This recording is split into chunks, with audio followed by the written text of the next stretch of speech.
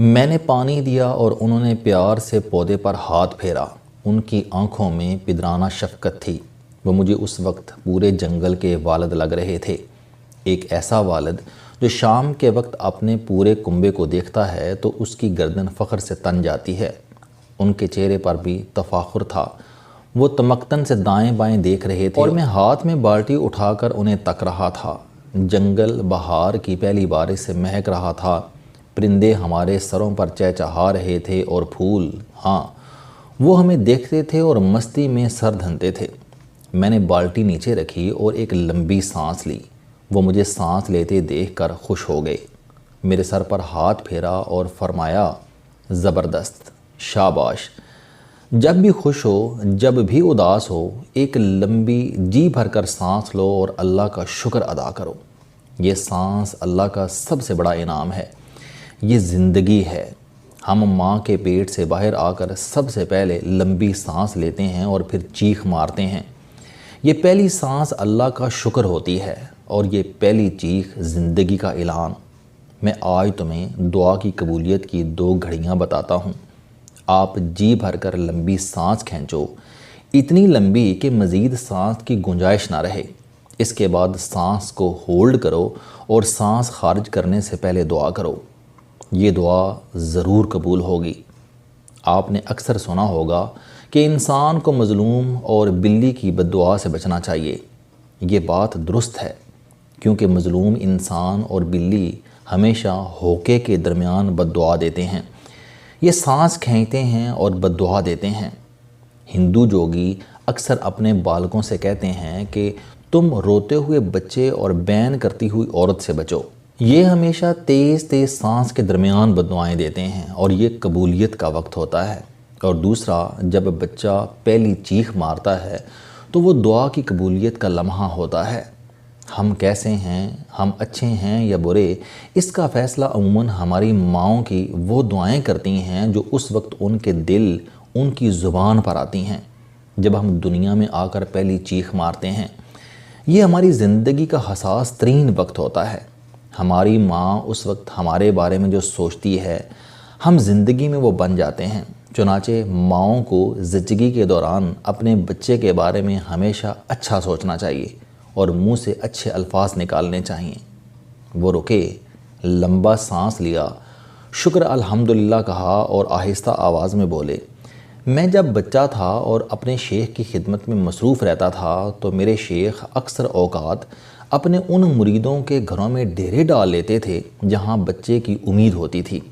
وہ عموماً زچگی کی راتوں میں ساری رات نوافل پڑھتے رہتے تھے۔ میں اکثر دیکھتا تھا، ہمیں جب زنان خانے سے نومولود کے چیخنے کی آواز آتی تھی تو میرے شیخ پر وجد طاری ہو جاتا تھا اور وہ زور زور سے فرماتے تھے، یا اللہ مجھے روحوں کا علم دے دے، یا اللہ مجھے روحوں کے علم سے نواز دے۔ وہ یہ دعا اس وقت تک کرتے رہتے تھے جب تک بچے کی چیخیں بند نہیں ہو جاتی تھیں۔ وہ اپنی مریدنیوں سے بھی فرماتے تھے کہ بیٹا، تمہارے بچوں کا مقدر تمہاری زبان پر لکھا ہے۔ تم جب انہیں جنم دیتی ہو تو اس وقت تم ان کے لیے جو مانگتی ہو، اللہ وہ ان کے نصیب میں لکھ دیتا ہے۔ وہ یہ بھی فرمایا کرتے تھے کہ میری بیٹی، روتے وقت اپنے بچوں کے بارے میں برا نہ سوچا کرو، تمہاری یہ بری سوچ تمہارے بچوں کے لیے بد دعا بن جاتی ہے۔ وہ سانس لینے کے لیے رکے اور پھر فرمایا، آپ نے اکثر بزرگوں سے سنا ہوگا کہ انسان اللہ تعالیٰ سے رو کر جو کچھ مانگتا ہے اللہ اسے دے دیتا ہے۔ یہ بات درست ہے، اللہ تعالیٰ واقعی روتے ہوئے انسان کی دعا سنتا ہے، لیکن ہم نے کبھی اس کی وجہ تلاش کی نہیں۔ اس کی وجہ بہت سادی ہے۔ ہم انسان روتے وقت تیز تیز سانس لیتے ہیں اور ان سانسوں کے درمیان ہمیں ہوکا لگ جاتا ہے اور اس ہوکے کے درمیان بولے ہوئے لفظ دعا یا بد دعا بن جاتے ہیں۔ وہ رکے اور پھر بولے، یوگا کا پورا سسٹم اسی اصول پر چل رہا ہے۔ یوگی اپنے مسئلے ذہن میں بٹھا لیتے ہیں، سانس کھینچتے ہیں اور اپنی پوری توجہ اپنے مسئلے پر مرکوز کر دیتے ہیں۔ سانس کے درمیان توجہ کا یہ نقطہ دعا بن جاتا ہے اور یوں ان کے مسئلوں کی گرہیں کھلنے لگتی ہیں۔ سانس اتنی اہم ہوتی ہے، میرا مشورہ ہے کہ دن میں کم از کم 10-15 مرتبہ پیٹ بھر کر سانس لیا کرو اور اس دوران توبہ اور شکر ادا کیا کرو۔ یہ دونوں افضل ترین عبادتیں بھی ہیں اور شاندار دعائیں بھی۔ وہ رکے، لمبی سانس لی اور آگے چل پڑے۔ ہماری اگلی منزل پانی کی چھوٹی سی نالی تھی۔ وہ نالی کے کنارے بیٹھے، تھیلے سے کھرپا نکالا اور نالی کو بڑا کرنے لگے۔ میں بھی ان کے ساتھ لگ گیا۔ ہم نالی کو پانی کے بہاؤ کے رخ کھلا کرتے رہے۔ نالی چیڑ کے درختوں کے درمیان پہنچ کر ختم ہو گئی۔ وہ یہاں رک گئے، کولموں پر ہاتھ رکھ کر اٹھے اور دائیں بائیں دیکھنے لگے۔ چیڑ کے بڑے درخت کے قریب سے پانی کی ایک چھوٹی سی خشک لکیر جھاڑیوں کی طرف جا رہی تھی۔ وہ اس لکیر پر چلنے لگے۔ لکیر جھاڑیوں کے قریب پہنچ کر رک گئی۔ وہ نیچے بیٹھے، کھرپے سے جنگلی گھاس کو دائیں بائیں کیا اور کہکا لگا کر بولے، اوئے تم یہاں چھپے بیٹھے ہو؟ میں نے نیچے جھک کر دیکھا، وہاں ایک چھوٹا سا پودا تھا۔ وہ مسکرا کر بولے، جنگلوں میں چیڑوں کو پانی کی ضرورت نہیں ہوا کرتی۔ پانی کی یہ نالیاں ان ننھے اور کمزور پودوں کے لیے بنتی ہیں۔ میں نے نالی کو چیڑوں پر ختم ہوتے دیکھا تو مجھے محسوس ہوا کہ پانی کا یہ عمل صرف یہاں ختم نہیں ہو سکتا، کوئی اور بھی ہے جسے بہار کے اس موسم میں پانی کی ضرورت ہے، اور ہم نے اس بیچارے کو تلاش کر لیا۔ آؤ ہم اب اس کے مقدر کے پانی کا بندوبست کرتے ہیں۔ وہ اس کے بعد اٹھے اور کھرپے سے پانی کی خشک لکیر گہری کرنے لگے۔ میں بھی ان کے ساتھ لگ گیا۔ ہمیں اس کام میں 20 منٹ لگ گئے۔ ہم اٹھے تو گھاس میں دبے اس پودے کے لیے پانی کی باقاعدہ نالی بن چکی تھی۔ انہوں نے صرف نالی نہیں بنائی تھی بلکہ پودے کے گرد گھاس بھی ہٹائی اور پانی کے آگے جانے کا راستہ بھی بنایا۔ ہماری مشقت ختم ہو گئی۔ ہم نے اپنے تھیلے اٹھائے اور واپسی کا سفر شروع کر دیا۔ میں نے راستے میں ان سے پوچھا کہ ہم پچھلے 15 دنوں میں یہ مشقت کر رہے ہیں۔ ہم نے 2 کنویں صاف کروائے۔ ہم مٹی نکالنے کے لیے خود کنویں میں اترے۔ ہم نے مارگلا کے کرشنگ یونٹ کے خلاف درخواست بھی دی۔ ہم نے 3 ملزموں کی ضمانت بھی دی۔ ہم نے ایک گاؤں میں پانی کی پائپ لائن بچھائی۔ ہم نے ایک اسکول میں استاد کا بندوبست کیا۔ ہم نے 15 دنوں میں 400 پودے لگائے۔ ہم نے درجنوں مریضوں کو دوائیں لے کر دیں۔ ہم نے ایک بچی کا جہیز بھی جمع کیا۔ یہ کام اچھے ہیں، یہ چیریٹی ہے اور چیریٹی ہمیشہ اچھی ہوتی ہے، لیکن اس کا روحانیت کے ساتھ کیا تعلق ہے؟ روح کا کھیل تو مختلف ہوتا ہے اور اس کے لیے مختلف قسم کی ٹریننگ اور مختلف قسم کی ایکسرسائز ہوتی ہے۔ یہ چیریٹی ورک اس میں کسی جگہ فٹ نہیں ہوتا۔ وہ مسکرائے اور رکے اور ایک چٹان پر بیٹھ گئے۔ ہمارے درمیان چند لمحے خاموشی رہی اور پھر وہ آہستہ آہستہ بولے، آپ فرض کرو کہ آپ کسی مکان میں کرایہ دار ہیں۔